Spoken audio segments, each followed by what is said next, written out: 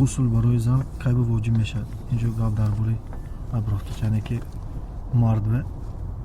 غسل همون وقت واجب میشد که با خروج منی که اما زن کی به واجب میشد؟ یعنی که زن و مرد نزدیک شود به یگان خی برآمده مثلا یگان يعني بسم الله الرحمن الرحيم الحمد لله رب العالمين وصلى الله على محمد وعلى آله وأصحابه أجمعين أما بعد عموما يعني رسول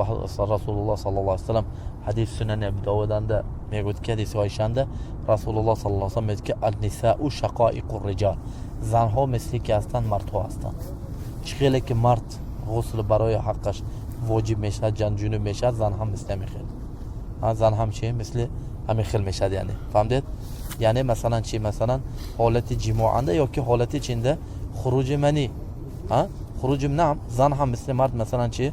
احتلام میشه احتلام یعنی خوابشنده مثلا نه خوابشنده چی شدنش ممکن یعنی احتلام شدنش ممکن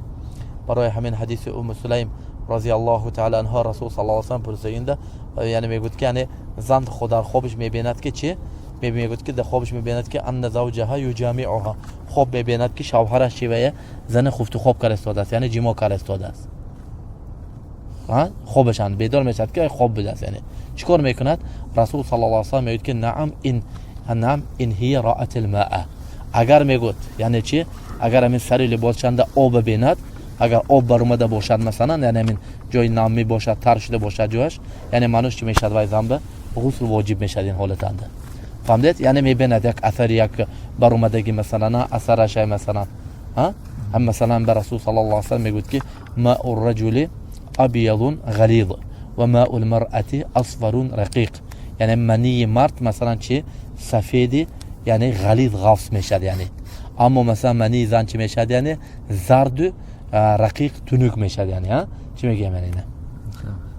فهمیدید یعنی حالا خیلی چیز میشد همینه که اگر بیند وای چی میشد یعنی خوابشنده اگر این چیز دیدو به شهوت همین چیز بر اومد از زن به شهوت اگر برآید وای چی غسل واجب میشد این یک دومش حالت جماعنده نعم حالت جماعنده و یعنی چی اگر مثلا جماع که شد خفت خواب که شد بین هر دو زن و شوهر ایننده سواء مثلا او منی برآید یا نبرآید غسل چی واجب میشد برای که رسول الله صلی الله علیه و سلم میگه اذا التقى ختانان اذا التقى الختانان فقد وجب الغسل ختانان یعنی همین جایی چی میشد یعنی جای ختنه کردگی یعنی همین مثلا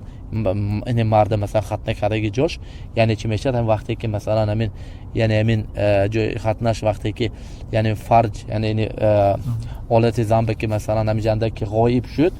خلاص چی میشد هر دوش چی میشد یعنی غسل واجب میشد سواء مثلا یعنی این تو آخرش دوام میتیند یعنی چی منی میبراید نازل میشد یا نازل نمیشد چی میشد یعنی این حالت که غسل هر دوش آخرش چی میشد واجب میشد